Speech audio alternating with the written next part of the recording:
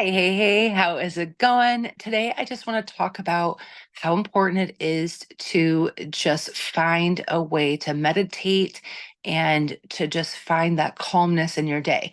And so many people struggle with this. And so I was just listening to several podcasts about it, and I've been practicing it for the last year.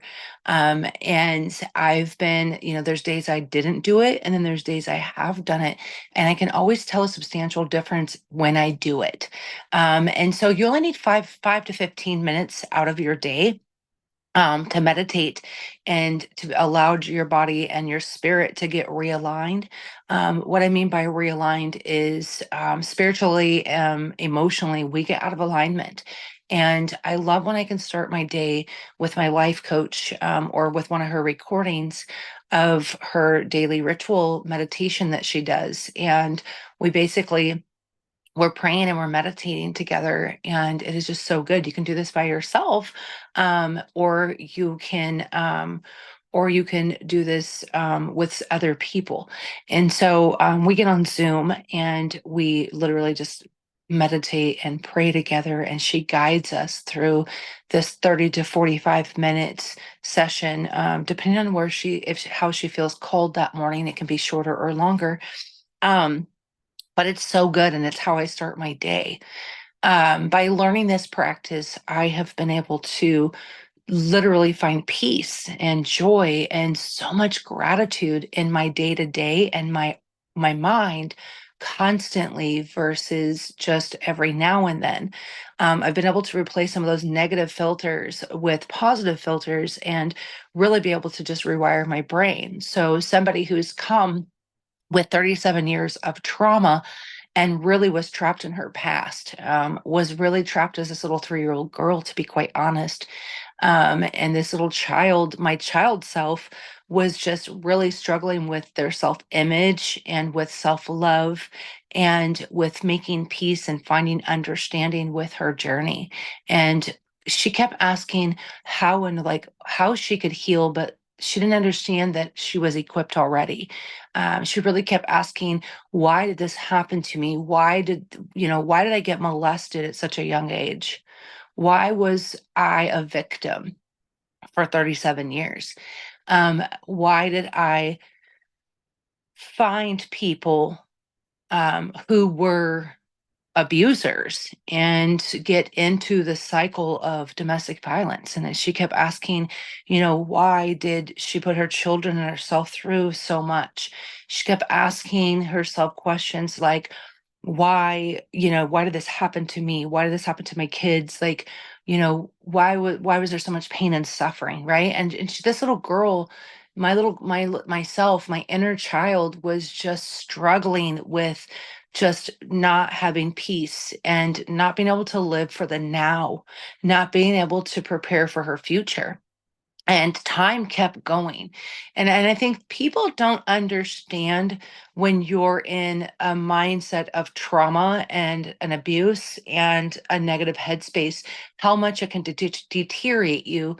And it's, when they say disease, it's dis-ease, and it creates disease inside your body, your physical body, and your mental health is affected, and your spiritual health is affected. And for me, I can't speak for everyone, but what I've witnessed in other people and myself is it hinders every single relationship. It hinders every area of your life. You really try to figure out and people please, and you try to figure out what's the best way to not have like conflict. You try to avoid conflict. You really struggle with communication. Like it hinders so much, and people just think you're a problem or you're over dramatic. And that's just from personal experience that I've heard those things. Okay. So what I want to tell you is that majority of the people who are struggling in those areas, the reason why they're struggling is because they're not feeling validated or heard. My inner child was screaming out for validation. I just didn't feel like I was being heard. Now, there was a point in my childhood where I blocked all of the trauma out. So I was molested by a family member. I won't identify them just for safety purposes. And that was at 3 years old. Another family member, I won't identify them for safety purposes, interrupted and caught them, told adults in my life, I won't identify them for safety purposes. And those adults in my life chose to not tell other adults in my life. I'm not going to identify them for safety purposes. My heart races just sharing this information with you, just being vulnerable. This is still something I'm working through, just being vulnerable. I'm actually writing a book more about my story. So Amazon will have that before too long, and it'll have more in depth of my story. But what I know is that damaged me as a little child, because from that moment on, I didn't feel safe. And when you rip safety out from underneath someone, especially someone really young, they're always going to be in fear mode. Fight, flight, freeze. You hear the fight, flight, freeze phrase all the time. There were moments I would run from things. There were moments I would freeze and be frozen solid and not know what to do. And there was moments I would fight back. And I never knew which one of those were going to come on. I never knew which one of those were going to happen. And as things continued to progress, I became a victim to more people because I was victimized and I didn't get my needs met and I didn't feel safe, and I wasn't told that it was not okay, and that I didn't nobody told me that my body was sacred and it was mine and no one should ever touch it, and no one. And I think that every child deserves to hear that. Like, they need to hear the truth in that. And you need to have that talk at a very young age with them, whether people like to hear that or not. Yes, it's a tough talk, but in my experience, I was scared to have that talk with my older children, and things happened. And I didn't get that talk, and things happened. My youngest, I had that talk, and by the grace of God, nothing has happened. And and I know this now, right? I had the talk with my two youngest, but my two oldest, I was still in the cycle, still scared, still didn't understand, had similar talks, but not the talk of our talking about how important it is to, have a safe people around you, and to have your body be made to be a safe, it's yours. You should feel safe. And so I went into this childhood with no safety. And because I went through and had no safety, two other people were able to victimize me as a child until I was 7. And so from 3 to 7, I was molested. And it was the hardest thing to go through, but I blocked it all out. So at 7, or somewhere around between 6 and 7, I don't even know when. I think the last 2 years of it, honestly, I just started blocking it out and pretending like it just wasn't, just fictional. It wasn't real and it wasn't really happening. And I was told that I would, my family would be killed. I was told I was told my house would be burned down, and my house ended up burning down. um, these are real life, you know what I mean? Like, this is my trauma. And so I had this baggage that I carried, and my sister was in that house fire and died. And so I was 9 years old. By the time I was 9 years old, I was experiencing more trauma. So I blacked out all of the molestation, but I didn't black out and all of I didn't block out, my sister dying. I was old enough to comprehend that I had to go to her funeral. I had to help, plan that funeral. I had to be a part of that, I had to be in the front row, that at her service, and I had to go back to the school without her. We were in the same school. And there was a lot of things that I had to do. I had to play baseball without her. I had to have, unwrap Christmas presents without her. Like, there were just so many things I had to learn to do without her. And I carried those things and pain and suffering with me along the way. And after she died, I got this feeling of like, I don't even know if I'm supposed to be me or her, because everybody says we look alike. I'm 2 years younger. My mom always talked about, and my parents and like people around us always talked about how much we look like twins. Like, I just had this identity crisis that I didn't understand, and nobody around me understood it. I was quiet about it. I didn't say anything. And I was that silent child, and I was, didn't realize that that silence could have killed me. And I really didn't want to, be alive. Like, I struggled with living, and I struggled with people pleasing and it really did start after she died, especially after she died. And I carried that into my adulthood until I was in my 40s. And I got into broken relationships, flings, marriages, just toxic, toxic, toxic, toxic. Me and them. Like, my daughter saved me becoming a teen mom and having her getting pregnant with her in 8th grade and a freshman having her. She saved my life. I will never doubt that. Like, I am so grateful for her. She literally saved my life. Was it ideal or the ideal situation? Did more hardships come with it? Absolutely.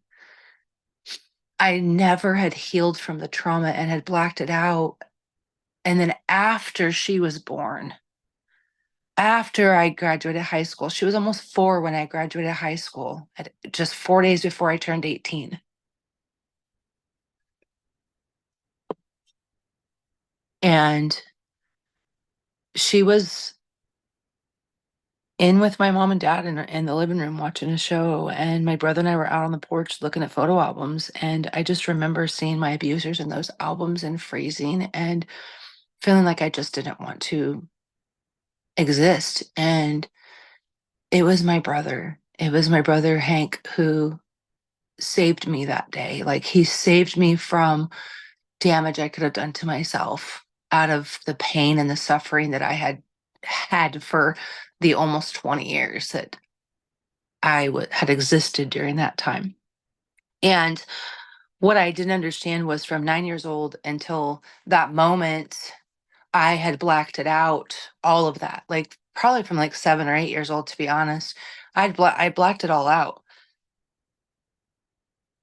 And I just knew that there was so much crap, but I just didn't want to deal with it. But I didn't know what the crap was, and I didn't realize it was so intense and so deep, because I just thought my sister's death was what was making me react the way I was reacting. I didn't realize that I had underlying childhood trauma, that I had, um, basically suppressed.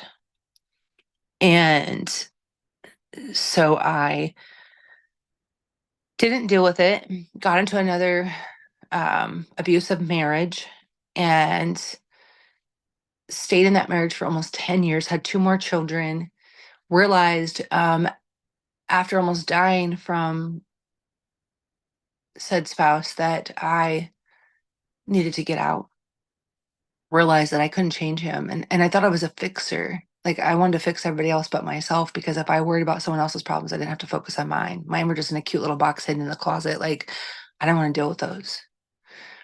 And you try to drink it away, you try to drug it away, you try to just occupy yourself with other things and other people to eliminate the feelings and emotions that are buried so deep that are going to make you vulnerable, and you're going to feel weak, and you're going to feel the shame and the guilt, and it all just started flooding in slowly, and I didn't know.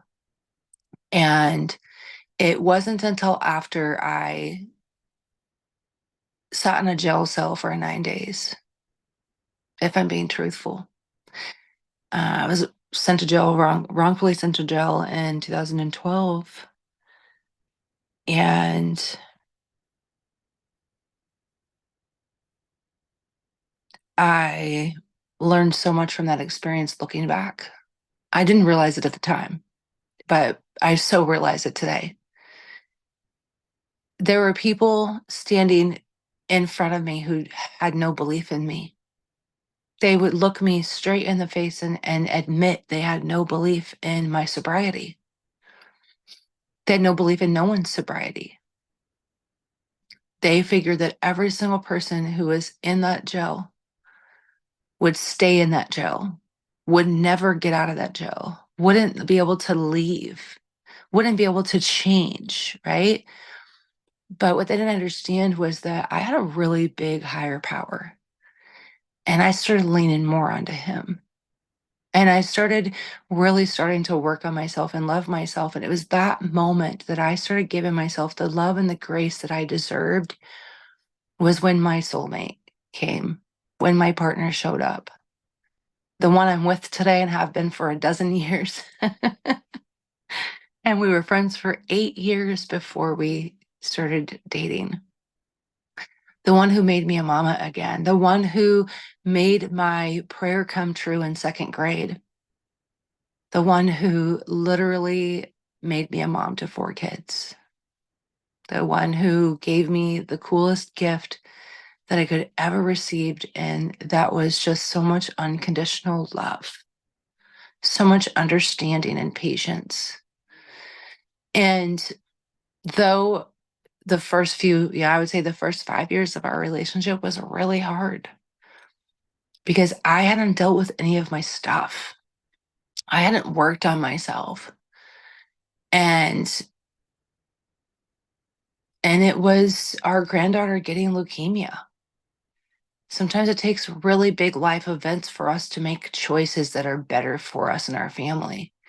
And it was that moment that we both realized how in tune we were to each other, that we needed to learn to listen and take communications more serious and find more understanding in what's going on around us. We started getting in these little arguments every single time something major was going to happen with one of our kids. We'd get into this bicker, like our energy would be off and we didn't know it. Now we've learned that. It even happens with our son-in-law. When our son-in-law was in his ATV crash in August, literally the day before, we were bickering a little bit, and I'm like, stop, what's going on? And we like roll called, you know what I mean? We did a roll call with the kids because like we learned, right? Like, how's everybody doing? And the next day we felt something off, something off, something off, something off. It still wasn't right. And all that night he got into his crash. So like, you have to learn your energy. You have to learn those around you. You have to learn that communication. And I really realized that these last, 5, 6 years, we lost our granddaughter to cancer. And we were just talking about it. And I was just telling hubby, I was like, "Hey, it's so crazy to believe it's been 5 years since Liv's went to heaven." And he's like, time keeps going. Time keeps going. And it was that phrase that made me go, he is so right. Time keeps going. Like, we don't know when it's our turn and it's our time. And we're sitting here waiting until things will look better to do something. We're sitting here waiting until everything is perfect and aligned up to ask somebody to join our business or to ask somebody to support us or to go and do something that we're passionate about, a dream and a desire. Like, we put so much things on hold and they're just sitting there and they're not going to get done. Let's be honest with yourself. They're always going to be on the back burner until you choose to put them on the front burner and you make them a priority. Good example. Last week, I did 1 episode of my podcast. I normally do 3 a week, right? But I was in a lot of pain. I'm going through some spinal cord stuff, right? And I couldn't make it up the stairs to my room to do my podcast. Like, that's just the truth. And I had to assess the situation and my emotions and my feelings behind it. And I was able to say, you know what? I'm so grateful I got that one done this week and I felt well enough to do it. Because my bare bones minimum is 1 a week. When I get to do 3 a week, it just means like I'm kicking booty and I'm so grateful, right? Like, but my ultimate goal is to just make sure I'm present at least once a week in my community. And I surpassed that goal and I'm so grateful. But there's days where I'm going to hit that minimum and I have to be okay with it and understand and have unconditional love for the healing I'm doing in my body. Why push myself past my limit, past my threshold, so I can be injured and in more pain and suffering? And why would I want to do that to myself? And so we have to we have to allow ourselves that grace in those moments of going through something, right? But we also have to hold ourselves accountable. Like, I came back from the chiropractor, things are going great, like it's so much better. I'm glad I took the week to relax the way I did and do what I need to do. Still able to be a mom yesterday and bake a cake from scratch, and like frosting, and like make a dinner for my now 24-year-old. They had their birthday yesterday, and like I got to do those things, and I get to show up the way I get to show up. I went and hid some rocks downtown while I was at the chiropractor that I painted for our community to just spread some joy. Like, it felt so good to hide those 3 rocks. I had 4 or 5 more in the bag, but it didn't matter. What mattered was there's 3 rocks that now I get to find, that 3 people can find, and they can share them or keep them and just love on love on other people. And so it's those kinds of things. It's when the chiropractor is like, "You're doing so good, I don't need to see you every single day this week. Like, you can wait until Wednesday." Like, what a blessing. And so these are things that, like, I am so grateful for. It's making sure that I'm not stressing and worrying. And I'm going to tell you, living for the now. How did I get from living in the past and living in all that trauma and living in all that fear to being where I'm at right now? It's meditation. It's the calming my thoughts and my minds, and it's rewiring. It's being intentional with my verbiage and with my thoughts and with what I say and what I listen to and what I read, what I put out there. If I get distracted by nonsense, nonsense comes. And I've learned that. And so I'm becoming a energy snob.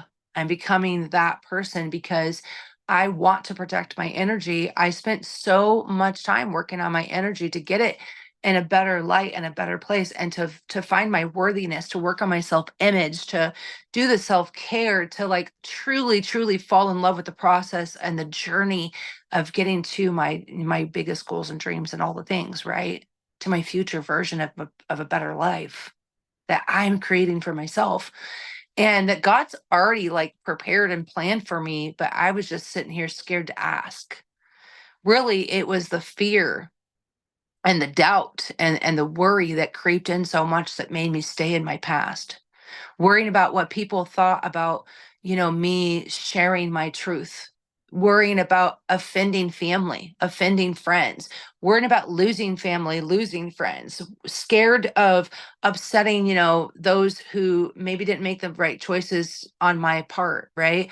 Afraid of,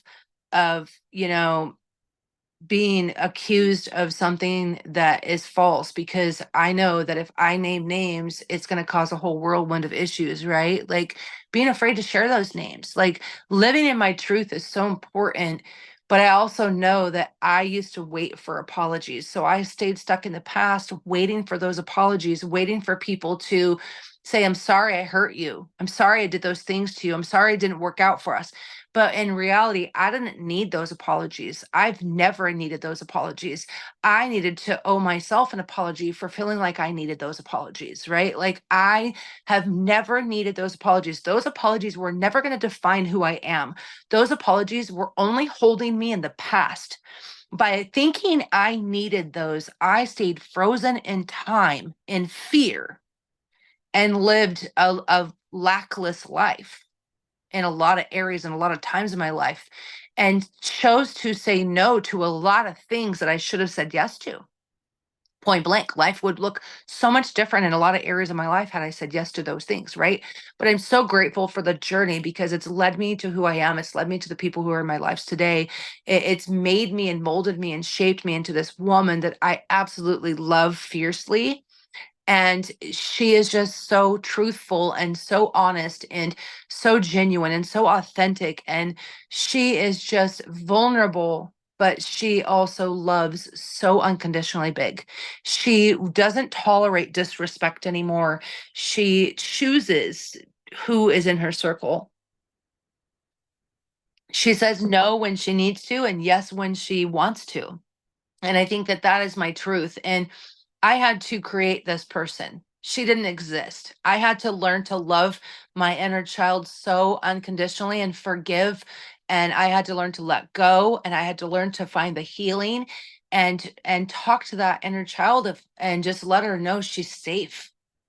Let her know that she is in control of everything she gets to do today. Like, there's so much joy that comes when you can heal your inner child.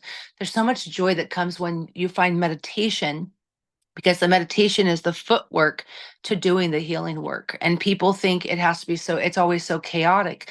It doesn't have to be. The outside world does not have to impact your inside world. And that's what I learned is my mind is such a powerful machine. And if I'm not taking good care of it and oiling it and greasing it to with the things that it needs, that I am doing it a disservice. And so that meditation, that going to bed earlier, that choosing to study my, what I'm learning, choosing to realize that the universe is just such an open receiver. So everything you're asking is coming, even if it's the things that you don't want. And I had to learn that. I had to learn that my words and my thoughts are so powerful that I can breathe life or death over myself and others. I want to breathe life over you. I want to breathe life over your situation. I want to breathe life over what's coming in your future, right? Not the now, but what's coming in your future. And I feel that about myself and my family and my loved ones and those I get to talk to or share or encounter with, have an encounter with. Like, it's so important to just have that peace within so that you can have that joy and that gratitude, so that you can find that understanding, so that you're not reacting to every single thing in the outside world or other people or things, but instead you're responding. And sometimes you're not responding or reacting at all. Your no response is a response. You don't have to entertain everything. And I used to think I had to entertain and I had to give an explanation for everything. And it's so false. And so think about these things. We're going to talk a little bit more about them in the next podcast. Just know that you have what you need, it's inside you, and you're equipped. And we're going to talk more about how you can utilize those skills. So I look forward to chatting more.